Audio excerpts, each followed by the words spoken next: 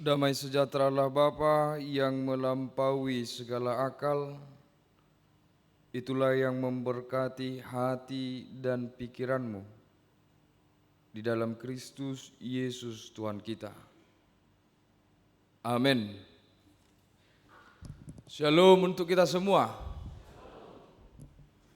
Amang Inang dan seluruh jemaat yang terkasih dalam Kristus Yesus, sebelum saya membacakan firman Tuhan pada persekutuan kita pagi ini, karena saya lihat di sini termasuk banyak juga naposo, pemuda-pemudi, saya mau juga kasih informasi tentang kegiatan Natal di Naposo akan dilaksanakan pada tanggal 19 di hari Jumat, 19 Desember.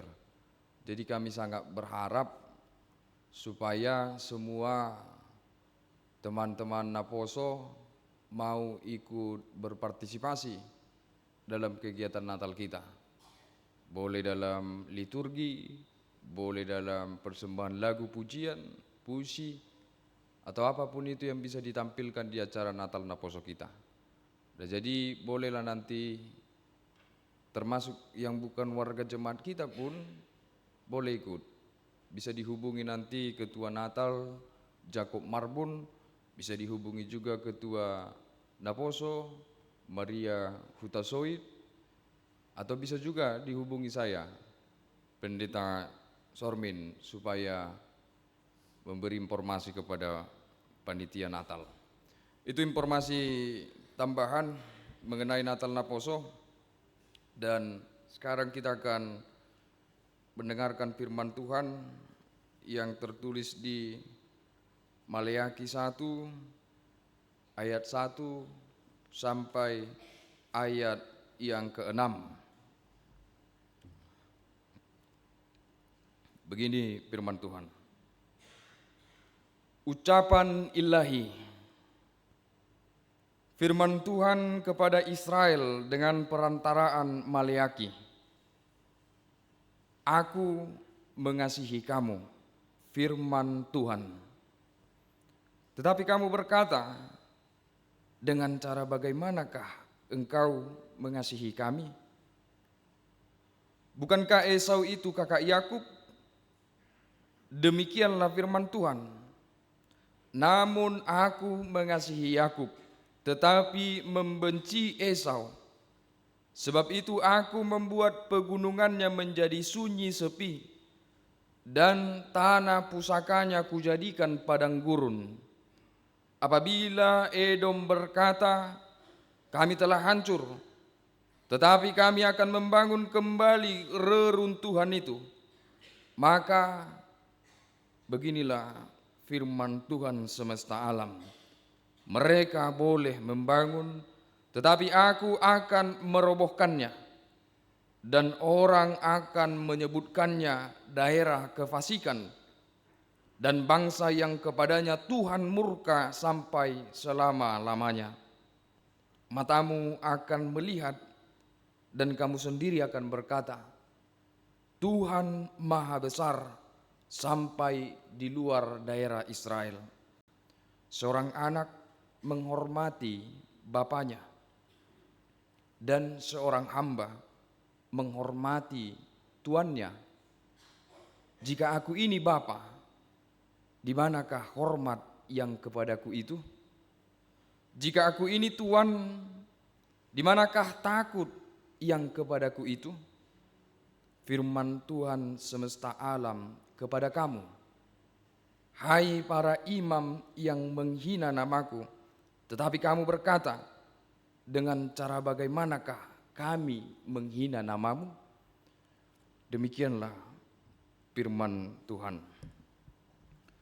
Amang Inang dan seluruh kita, topik pada minggu kita hari ini melalui kitab Maleakhi dikatakan bahwa Tuhan mengasihi semua bangsa. Kalau dikatakan Tuhan mengasihi semua bangsa, Berarti kita semua, mau suku apapun, mau orang apapun, berarti dikasihi Tuhan. Jika dikatakan bahwa Tuhan mengasihi semua bangsa, berarti tidak ada satu orang pun yang tidak dikasihi Tuhan di muka bumi ini. Lalu pertanyaannya, kenapa banyak orang yang merasa tidak dikasihi oleh Tuhan? Bagaimana dengan kita yang berkumpul di sini? Apakah kita dalam perjalanan kehidupan kita ini sampai sekarang, apakah kita merasa dikasihi Tuhan? Merasa dikasihi Tuhan? Atau hanya hari ini saja kita mampu mengatakan bahwa kita dikasihi Tuhan? Coba ingat-ingat ke belakang. Pernahkah kita berada di situasi di mana kita mulai mempertanyakan atau meragukan kasih Tuhan itu? Pernahkah kita merasakan jangan-jangan Tuhan ini tidak menatap aku? Jangan-jangan Tuhan ini tidak memperhatikan aku. Jangan-jangan Tuhan ini tidak menyukai diriku. Pernahkah keraguan itu timbul di dalam perjalanan kehidupan kita? Mari kita jawab di dalam hati pribadi lepas pribadi. Tetapi hari ini Tuhan mempertegas kepada kita. Tuhan itu mengasihi kita semua. Kalaupun ada yang merasa atau pernah merasa bahwa dia kurang dikasihi atau bahkan tidak dikasihi oleh Tuhan, sekali lagi firman hari ini mempertegas kepada kita bahwa Tuhan mengasihi engkau. Tuhan mengasihi aku, Tuhan mengasihi dirimu, Tuhan mengasihi kita semua. Persoalannya, kita yang terkadang tidak mampu merasakan bahwa Tuhan itu mengasihi kita. Bukan Tuhan tidak mengasihi kita, tetapi kita yang terkadang terbawa perasaan, terbawa pikiran, sehingga kita tidak mampu merasakan kasih Tuhan di dalam kehidupan ini. Jadi ini juga perlu menjadi sebuah perenungan dan pelajaran bagi kita. Tidak hanya dalam tingkat hubungan kita dengan Tuhan, tetapi tingkat hubungan kita dengan sesama kita, anak dan orang tua, suami dan istri. Itu juga perlu mempertegas bahwa kita saling mengasihi. Ketika ada anak mengatakan bahwa dia merasa tidak dikasihi orang tuanya, jangan dulu cepat simpulkan seperti itu. Jangan. Tetapi mari tenang. Mari dulu merenung. Jangan-jangan bukan orang tua kita yang tidak mengasihi kita. Jangan-jangan kita sebagai anak yang buta atau tidak mampu merasakan kasih orang tua kita. Tetapi karena beberapa hal, karena beberapa situasi, kita mengatakan orang tuaku tidak mengasihiku. Jangan terlalu cepat kita mengatakan suami kita tidak menyayangi kita. Jangan-jangan kita yang tidak peka terhadap kasih sayang yang ditunjukkan oleh seorang suami. Sebaliknya, jangan kita suami merasa bahwa kita tidak mendapatkan kasih sayang, cinta dari seorang istri. Jangan-jangan kita yang tidak mampu merasakannya. Kita sudah dicintai, kita sudah dikasihi, tetapi kita tidak sensitif dalam merasakan kasih yang orang lain berikan dan tunjukkan kepada kita. Mengapa kita bisa jatuh ke dalam situasi seperti itu? Mengapa terkadang kita kehilangan kemampuan untuk merasakan kasih Allah di dalam kehidupan ini? Atau mengapa kita bisa kehilangan kemampuan untuk merasakan kasih sesama kita? yang ada di dalam kehidupan kita. Yang pertama, mengapa itu bisa terjadi? Karena kita tidak bersyukur. Karena kita tidak bersyukur. Yang kedua, karena kita memaksakan bentuk kasih Allah harus seperti pikiran kita. Sehingga ketika kasih Allah itu terwujud dalam bentuk lain, maka kita menganggap bahwa Tuhan tidak mengasihi kita. Begitu juga dengan hubungan sesama kita. Kita memaksakan seseorang itu harus mengasihi kita dengan cara yang kita pikirkan. Padahal dia punya banyak cara yang selama ini dia tunjukkan wujud kecintaan dan kasihnya kepada kita. Tetapi karena di pikiran kita sudah baku, sudah terumus kasih yang harus dia tunjukkan, sehingga itu tidak kita rasakan. Bisa terjadi seperti itu. Bisa. Istri menganggap bahwa kasih seorang suami itu harus ditunjukkan dengan cara ulang tahun dia kasih bunga mawar. Istriku, ini wujud cinta kasihku. Padahal suaminya jogal-jogalun. Dangi boto romantis dangi. Sona ladang dihahologi. Tetapi memang karakter suaminya seperti itu. Kaku. Tidak tahu mengungkapkan sesuatu secara indah. Tetapi karena di pikiran seorang istri, entah bagaimana pikiran itu bisa menjadi suatu ketentuan di pikirannya, mungkin karena dia lihat suami orang lain bertindak seperti itu kepada istrinya, suami sahabatnya bertindak seperti itu sama istrinya, maka di dalam pikirannya, itu kasih yang benar. Sehingga suaminya jogalon, dia tuntut seperti itu. Padahal suaminya sebenarnya sudah melakukan lebih dari apa yang dia pikirkan. Tapi dia tidak rasakan itu. Tidak rasakan. Istri itu tidak lagi merasakan bahwa suaminya mencintai dirinya dan keluarganya dengan sepenuh hati ketika pergi bekerja, pergi ke sana menantang segala sesuatu untuk mencukupi keluarga, untuk memberikan yang terbaik keluarga, hanya karena sebuah bunga mawar yang tidak mampu diberikan oleh suami dengan kata-kata yang indah, maka semua itu menjadi hambar tidak terasa. Sehingga jangan paksakan kasih Tuhan itu harus sesuai dengan pikiranmu.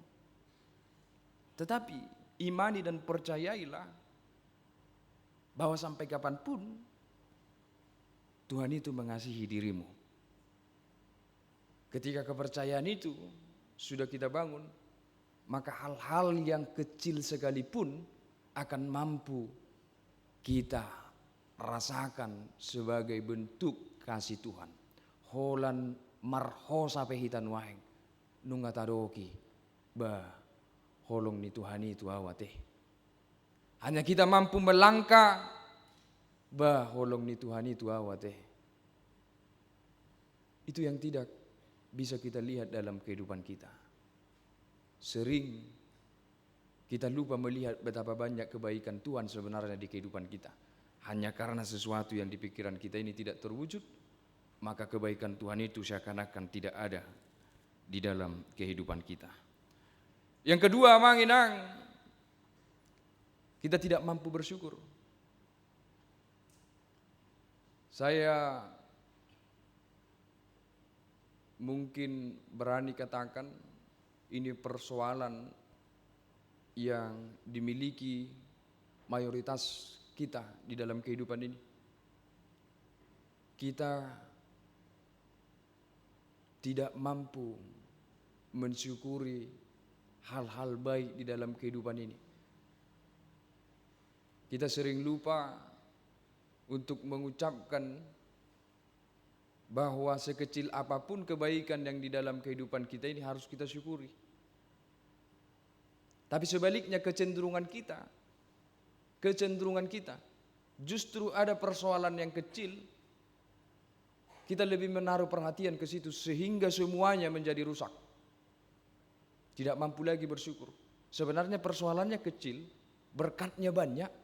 Tetapi karena persoalan yang kecil ini, berkat yang banyak itu tidak mampu lagi disyukuri.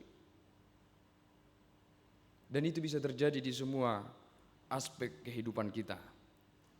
Seperti saya pernah dengar sebuah cerita tentang sebuah keluarga.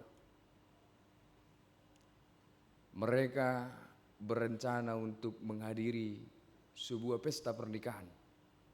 Keluarganya yang berpesta ini. Tentu suasana bahagia itu ada dalam hati. Oh, kita akan bertemu, berkumpul bersama dengan seluruh keluarga dari berbagai penjuru untuk menghadiri pesta ini. Semua sudah senang, besok akan berangkat pesta. Malam itu sudah dipersiapkan, peralatan sudah dipersiapkan. Istri sudah bangun jam 4, memasak dengan penuh keceriaan dan kebahagiaan.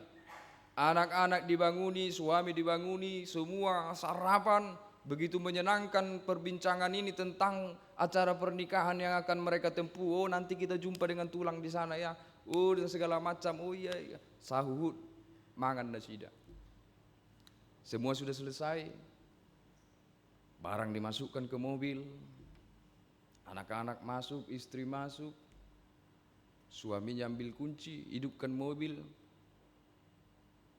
Beberapa kali dihidupkan, tidak bisa hidup ini mobil. Macet. Ngamarulak-ulak. Dan boy. Hidup mobilnya. Istri yang begitu ceria tadi mulai asing buhina. Mulai mengeluarkan aura-aura yang mengancam keamanan. Mulai terancam itu keamanan suaminya itu. Tapi suaminya ini sambil berusaha, akhirnya tidak bisa. Istrinya mulai merepet. Apalah holanodo ulam mudang boy ibaresoho. Kau sudah tahu besok mau pergi tapi tidak kau cek mobil. Ini sudah berapa lama ini tidak kau buat ke bengkel. Memang olan nama makke dulu botoho. Mama reso dong lihat tuh sih. Ikut songono terjadi segala macam inna teh tidak habis semua kata-kata persoalan 20 tahun yang lalu pun keluar. Hanya karena mobil itu rusak. Si istri memesan Grab. Dia memesan Grab sambil marungut-ungut. Roma Grebon. Masuk Grebon. Iba bida mate barang-barang yang sudah sempat mereka masukkan ke dalam mobil ini. Dipindahkan. Uhud sip amate. Tetapi istrinya terus mengoceh sampai masuk ke dalam mobil si tukang Grab ini. Masuk, istrinya dan anak-anak duduk di belakang, suaminya duduk di depan di samping tukang Grab. Sepanjang perjalanan menuju gedung ini masih terus istrinya merepet. Didengar supir Grab ini bahagia wajahnya. Dapat tumpangan, dapat orderan, dapat sewa. Tapi si tukang Grab ini mendengar, oh mereka bermasalah, oh mobilnya rusak. Waktu istrinya ini membayar ongkosnya, sampai di tempat, ini ongkos kami. Oh iya. Si tukang Grab bilang, makasih ya Pak, syukur mobil Bapak rusak, saya bisa dapat orderan. Kata si tukang Grab. Datang suaminya, dilihatnya wajah tukang Grab ini. Lalu si suami mengatakan kepada istrinya setelah turun, ya mungkin mobil itu rusak supaya si tukang Grab bisa bersyukur mendapat orderan dari kita. Berusaha amat teh mengapuli nate supaya tenang. Tetapi tidak masuk akal istrinya lagi. Kawannya mencari pembenaran dan lain sebagainya. Tetap sampai di pesta itu mereka masuk, suasana sudah tidak bahagia lagi. Yang tadi direncanakan berjumpa dengan tulang dan segala macam, dan adong be dinikmati. Sampai pulang ke rumah, becuk nama buhini sudi pangisini keluargai. Hanya karena mobil rusak. Padahal sebenarnya kalau kita mau mengelola keadaan kehidupan kita ini amanginang, bahkan di tengah-tengah keadaan seperti itu, ketika kita mampu mengelola dengan baik, maka selalu ada hal yang bisa kita syukuri. Walaupun mobil rusak, syukur ya Pak, masih ada Grab. Coba enggak ada Grab, repot kita. Jadi walaupun mobil kita rusak, masih bisa kita ke pesta. Masih bisa kita bertemu tulang. Bukankah lebih baik seperti itu? Daripada mempersoalkan persoalan ini berkepanjangan dan merusak segala sesuatu.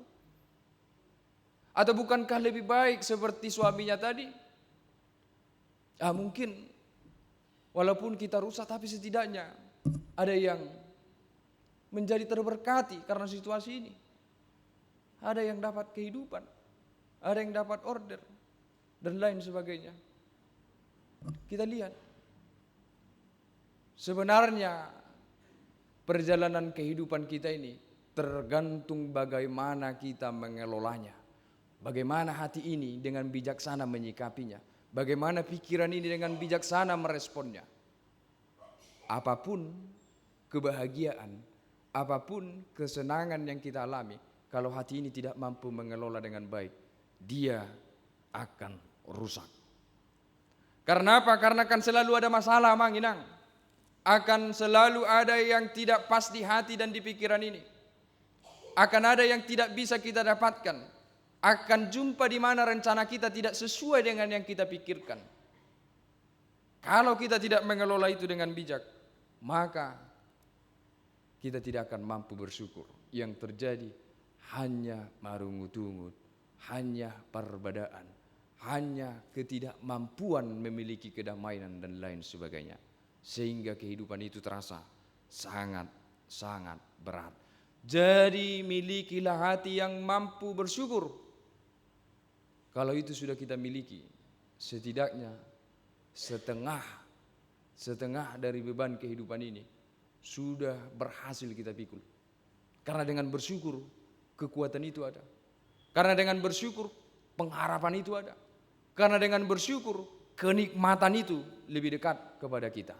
Tetapi orang yang tidak mampu bersyukur akan menggandakan beban kehidupannya. Siapa yang tidak mampu bersyukur? Dia akan menggandakan beban kehidupannya. Tetapi siapa yang mampu bersyukur? Setengah beban kehidupannya sudah berhasil dia pikul. Sehingga itulah sekarang persoalan yang terjadi dalam kitab Maleakhi ini. Ketidakmampuan bangsa itu bersyukur kepada Tuhan membuat mereka tidak mampu melihat bahwa kasih Tuhan sudah begitu banyak di kehidupan mereka. Mereka tidak mampu lagi melihat bagaimana Tuhan bekerja begitu luar biasa di kehidupan mereka. Menata, menemani, menyertai dan memberkati. Semua itu dilakukan Tuhan dalam perjalanan kehidupan mereka. Tetapi hanya karena satu titik hal yang tidak sesuai dengan pikiran mereka, maka semua kebaikan Tuhan itu lenyap dan tidak mampu mereka rasakan. Sehingga mereka menuntut Tuhan. Menuntut Tuhan. Tuhan katakan, aku mengasihimu. Lalu datang tuntutan dari mereka. Bagaimana caramu mengasihi kami Tuhan? Di mana kasihmu itu Tuhan? Kami datang ke sini susah. Kami harus di sini hidup dengan susah payah melanjutkan kehidupan kami. Mereka tuntut Tuhan. Mereka katakan bahwa perkataan Tuhan yang mengatakan bahwa aku mengasihimu itu tidak benar. Itu diragukan. Karena kehidupan kami seperti kehidupan orang yang tidak dikasihi Tuhan. Bangsa itu mengatakan demikian. Keturunan Yakub itu mengatakan demikian. Mereka lupa kalau mereka baru Tuhan pulangkan dari pembuangan. Mereka lupa kalau Tuhan baru mengantarkan mereka dari Babel ke tempat yang selama ini mereka idam-idamkan. Selama ini mereka rindukan. Kembali ke Yerusalem. Sebenarnya bagi ketika kembali ke Yerusalem itu sesuatu yang sangat disyukuri. Terima kasih Tuhan. Sudah lama kami di pembuangan. Sekarang kami sampai ke Yerusalem ini. Terima kasih Engkau menyertai dan memberkati kami. Tapi karena mereka melihat bahwa Yerusalem itu harus diperbaiki, Yerusalem itu masih harus diusahakan, mereka menganggap Tuhan tidak menyertai dan mengasihi kehidupan mereka. Mereka ingin segala sesuatunya sempurna seperti pikiran mereka. Kalau Tuhan pulangkan mereka dari pembuangan sampai mereka ke Yerusalem, sudah Yerusalem itu harus mereka jumpai dalam keadaan megah. Makanan dan tanah sudah harus menghasilkan gandum yang mencukupi. Anggur harus sudah tersedia. Ima di pikiran nasida. Ima di bagasa pakiriman nasida. Ujungnya mereka sampai kepada Israel, kepada Yerusalem. Mereka tidak melihat itu, maka mereka katakan, Tuhan tidak mengasihi aku. Amang inang. Demikian juga kehidupan kita. Kita berharap akan sesuatu, tetapi tidak jumpa di dalam kehidupan ini. Firman ini mengingatkan, jangan katakan Tuhan tidak mengasihimu. Jangan katakan Tuhan tidak mengasihimu. Kita ingin sehat, tetapi ada kalanya kita sakit. Ketika sakit jangan katakan Tuhan tidak mengasihimu. Kita berharap anak-anak kita berjalan kehidupannya dengan baik. Pistar di sekolah, berprestasi, dapat pekerjaan yang bagus, dapat jodoh yang baik, maranak, marboru. Itu keinginan kita semua. Tetapi ketika itu tidak jumpa, jangan katakan Tuhan tidak baik. Jangan katakan Tuhan tidak baik. Tuhan itu baik. Tetapi kebaikan Tuhan itu tidak harus seperti pikiran kita. Tetapi biarkanlah kebaikan Tuhan itu kita rasakan dari semua sisi kehidupan ini. Biarkanlah kebaikan Tuhan itu kita nikmati dari semua perjalanan kehidupan kita. Bahkan dari kesusahan pun ada kebaikan Tuhan di situ. Setidak-tidaknya Tuhan memampukan kita melewati itu. Itu kebaikan Tuhan. Jadi selalu yakin apapun yang terjadi dalam kehidupan ini, Tuhan itu baik kepada kita. Biarkan Dia memberikan kebaikannya dengan sesuai kehendaknya. Untuk itu jangan selalu menuntut, bahkan jangan berani menuntut Tuhan terhadap kebaikannya. Kita ini sangat suka menuntut. Kita selalu ingin Tuhan itu betul-betul menunjukkan kebaikan sesuai dengan pikiran kita. Jangankan kepada Tuhan, kepada kita sesama kita pun demikian. Kita selalu menuntut orang lain itu baik kepada kita. Kita selalu menuntut suami kita itu maunya seperti keinginan kita. Istri kita itu seperti pikiran kita. Kita sering menuntut semua itu. Kamu harus baik. Kamu harus sesuai keinginanku. Ini yang baik, ini yang benar. Ini yang harus kamu lakukan kepadaku. Menuntut dan menuntut. Tetapi tidak pernah mengevaluasi diri. Sudah sejauh mana kita baik kepada istri kita. Sudah sejauh mana kita berusaha sebaik-baiknya mengasihi anak-anak kita. Sudah sejauh mana kita berbuat baik kepada orang yang kita tuntut. Jangan-jangan dia tidak baik karena kita pun tidak baik. Saya lalap tertuntut halakan asa denggat tuhita. Kita menuntut dia, memaksa dia untuk mengerti kita. Tetapi jangan-jangan persoalannya di dalam diri kita. Yang tidak mau menuntut diri kita supaya baik kepada dia, supaya mengasihi dia, supaya mampu mengerti dia. Ini juga bisa menyerang diri kita. Hati-hati, jangan terlalu banyak menuntut. Jangan terlalu memaksakan diri menuntut kehidupan orang lain. Yang paling perlu kita tuntut diri kita sendiri. Itu yang terlebih dahulu. Sudahkah saya betul-betul menjadi pribadi yang baik kepada dia? Unang-unang alani pangalahokku do. Upain na gabi songoni ibana tuau. Unang-unang alana hurang doau. Upain na gabi songoni ibana tuau. Itu perlu juga. Sehingga hari ini Tuhan juga membalikkan tuntutan bangsa Israel itu. Lihat ketika bangsa Israel menuntut, bagaimana caramu mengasihiku Tuhan? Kau bilang kau mengasihiku. Lalu Tuhan terangkan. Tuhan terangkan, bukankah Yakub itu adiknya Esau? Tetapi lihat, walaupun kamu itu keturunan dari orang anak kedua, bukan keturunan Esau, tetapi kamu kupilih. Walaupun kamu bukan keturunan yang berhak terhadap janji hak kesulungan, tetapi yang kupilih adalah kamu. Itu bukti kasihku kepadamu. Tidak seperti Esau atau Yakub, Tuhan bilang. Sebenarnya Esau, sebenarnya Edom yang layak untuk kuperhatikan. Tetapi aku mengasihimu, aku memilihmu. Bukankah itu tanda bahwa aku mengasihimu? Sekarang aku bertanya, kata Tuhan. Kalau kau tadi menuntut aku mengasihimu dan aku sudah kasih tahu bahwa aku mengasihimu. Sekarang aku menuntut kamu. Kalau aku ini seorang bapa yang harus mendapat hormat, sudah bagaimana kamu menghormati aku? Kalau aku ini seorang tuan yang harus mendapat hormat, sudah bagaimana kamu menghormati aku? Tuhan tuntut balik. Tuhan tuntut balik para penuntut itu. Nah ini perlu amanginang, dan ternyata para penuntut itu tidak mampu menjawab tuntutannya. Kita baca dari ayat 6 sampai selanjutnya. Ternyata para penuntut itu orang yang tidak menghormati Allah.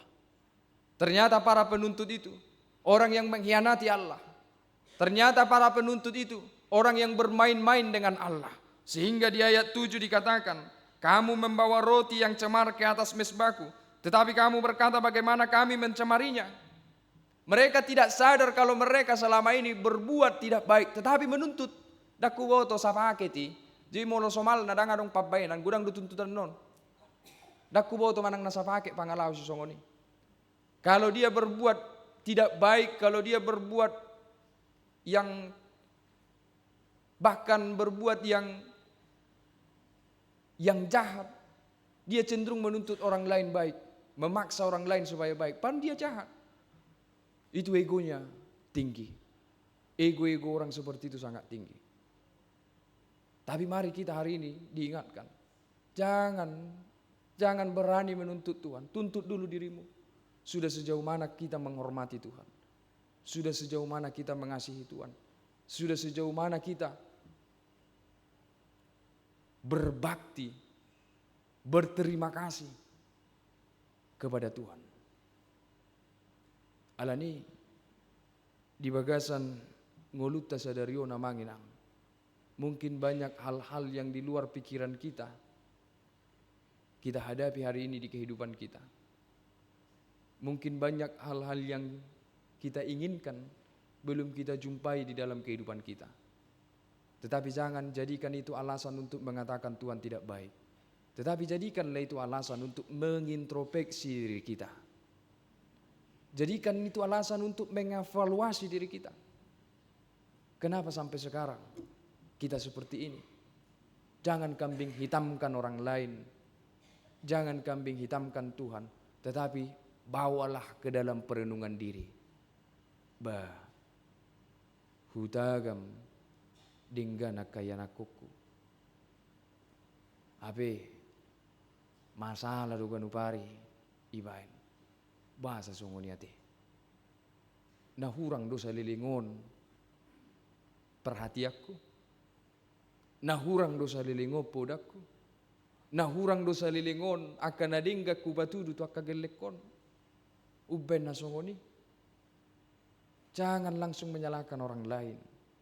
Tetapi jadikanlah segala sesuatu yang terjadi di kehidupan kita itu jalan untuk mengevaluasi diri. Dan selalu yakinilah bahwa Tuhan itu memang benar-benar mengasihi kita di sepanjang kehidupan kita. Apa buktinya Tuhan mengasihi kita kalau Dia katakan bahwa Dia memilih keturunan Yakub? Hari ini kasih Tuhan yang paling besar pun diberikan kepada kita melalui Yesus Kristus Tuhan kita. Amang inang dang pinopar ni si Jakob pita. Molo sian keturunan, garis keturunan. Siapa yang berani mengatakan bahwa kita garis keturunan Abraham? Siapa yang berani mengatakan kita garis keturunan Yakub, garis keturunan Daud, undang-undang keturunan Yesus dohita? Undang-undang keturunan ini Edom dohita. Undang-undang nasiya nak keluat nasingat dohita. Roh tutano batakon. Dungi so undang-undang nak keturunan di Mesir dohita. Tidak ada yang berani mengatakan secara garis keturunan bahwa kita ini keturunan Israel. Walaupun banyak sekarang yang coba-coba mencocokkan karena suku, adat, budaya, ciri kita hampir mirip dengan Israel.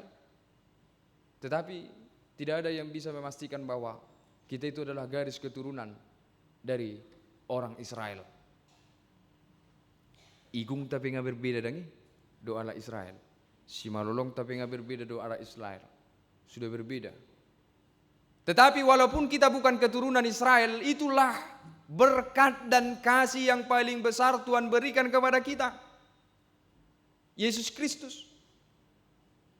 Karena melalui Yesus Kristus kita menjadi keturunan pemegang-pemegang janji itu. Janji kepada Abraham dan keturunannya, meski kita bukan keturunannya, tetapi karena Yesus Kristus kita menjadi keturunan-keturunan Abraham, keturunan-keturunan Israel melalui Yesus Kristus yang meneruskan janji itu kepada kita. Itulah berkat yang paling besar di kehidupan ini, amang inang. Yang secara iman harus membuat kita betul-betul bersyukur. Walaupun banyak persoalan hidup, walaupun banyak hal yang tidak kita dapatkan di dunia ini, tetapi hal yang paling besar sudah diberikan kepada kita. Yesus Kristus Tuhan kita menjadi pengantar kita kepada perjanjian Allah, yaitu keselamatan yang selama-lamanya. Pemilihan Tuhan itu berkat yang paling besar. Jemolo tumpe jumpa marsahito di hitale tado mamoliate Tuhan nang pe marsahi tahu. Alai huwa tidakut Tuhan. Marhite Yesus Kristus ramotamu, jagaanmu, gonggomakmu do todiku. Bahkan sampai mau menghadap ke kematian pun kita harus berani mengatakan, walaupun aku harus hari ini sudah mendekati kematian, Tuhan aku bersyukur kepadamu. Karena melalui Yesus Kristus aku tenang, aku damai, aku percaya Engkau mengamankan kehidupanku sampai kepada kekekalan. Jadi Kristus Yesuslah berkat dan bukti kasih Tuhan kepada dunia ini yang paling besar. Yesus Kristus. Jadi jangan ada yang mengabaikan Yesus Kristus hanya karena keadaan-keadaan atau keinginan-keinginan kita di dunia ini. Tetapi apapun itu, jagalah kasih Tuhan yang paling besar yang sudah diberikan kepada kita. Dan itulah yang membuat kita bersukacita selalu menjalani kehidupan ini.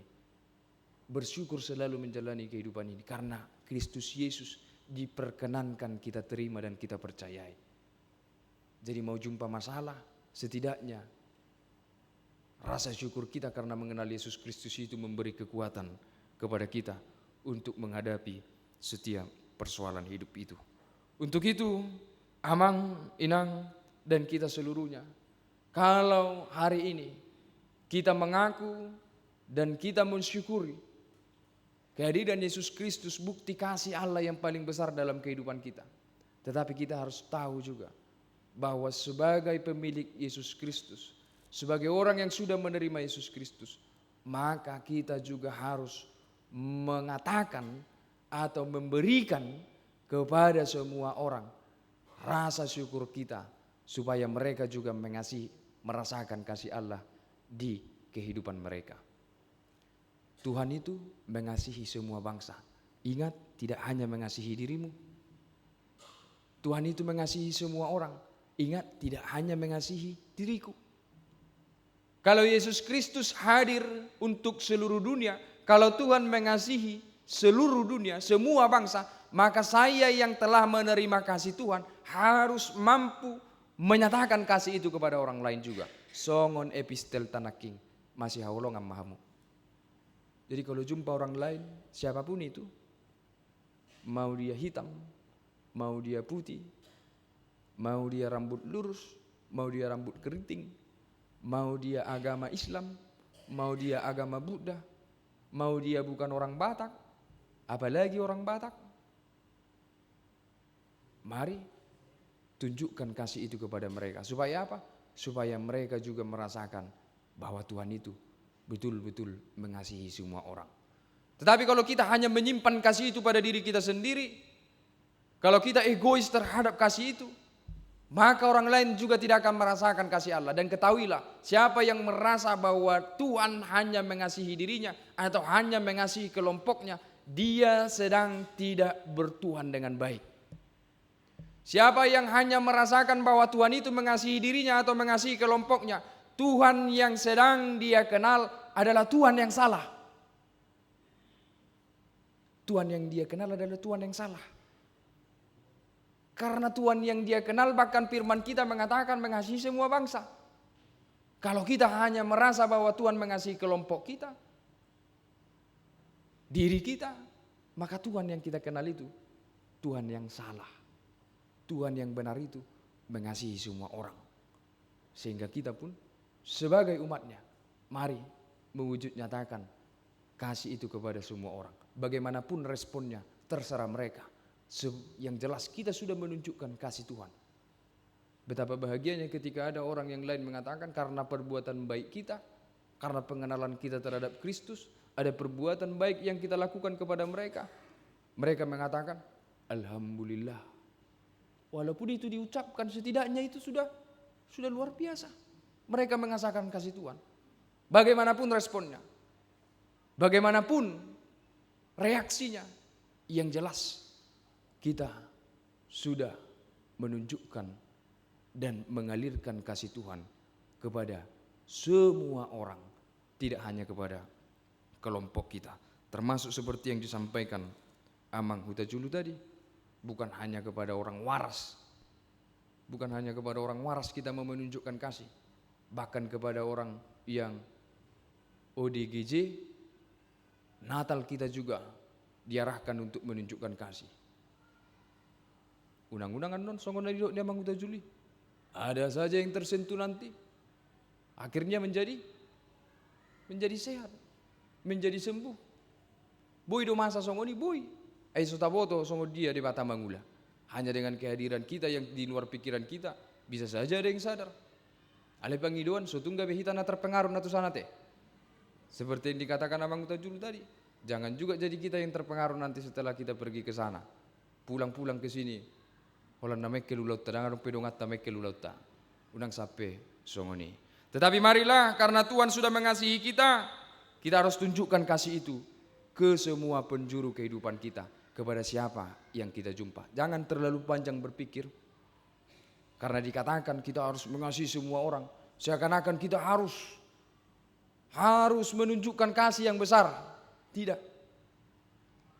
Airodoi, siapa orang yang bisa kita tunjukkan kasih, datang sendiri itu. Kita bisa saja berjumpa di sana dengan orang lain, tunjukkan kasih. Tidak harus kita pergi jauh-jauh menunjukkan kasih yang begitu besar. Jumpa selalu ada waktu yang Tuhan sisihkan, selalu ada situasi dan kondisi yang Tuhan aturkan untuk kita menuangkan kasih itu. Jadi lakukanlah kasih, dan siapapun kita bisa kita melakukan itu, apapun status kita bisa melakukan itu, berapapun umur kita bisa melakukan itu. Bagaimanapun ekonomi kita bisa melakukan itu. Kasih itu bisa diwujudkan oleh siapapun, karena kasih itu tidak pernah dibatasi. Yang jelas hati yang penuh kasih yang memberangkatkannya. Mari menjadi pelaku kasihlah, karena Tuhan yang kita kenal dan kita sembah itu adalah kasih itu sendiri. Amin, kita berdoa. Terima kasih Tuhan untuk kasih-Mu yang begitu besar di kehidupan kami. Kami sungguh-sungguh merasakan dan mengakui bahwa di setiap perjalanan kehidupan kami selalu ada kebaikan-Mu yang sampai kepada kehidupan kami. Biarkanlah kami Tuhan mampu melihat dan mampu bersyukur atas setiap kebaikan-Mu. Jangan biarkan kami karena persoalan, karena tantangan kehidupan menjadi lupa dan buta terhadap kasih-Mu di dalam kehidupan kami. Firman-Mu yang telah kami dengarkan, biarlah kami simpan dan kami lakukan di kehidupan kami. Tuhan, kami juga berdoa untuk jemaat-Mu, terkhusus jemaat-Mu yang sedang berduka, keluarga Samosir, keluarga Panjaitan yang Engkau panggil Amang Samosir dan Ibu Boru Sitompul. Tuhan, Engkaulah yang menguatkan seluruh keluarga. Karena kasih-Mu, biarlah mereka terhibur, biarlah mereka kembali berpengharapan menjalani kehidupan yang Kau berikan ke depannya dengan penuh sukacita dan kekuatan yang daripada-Mu.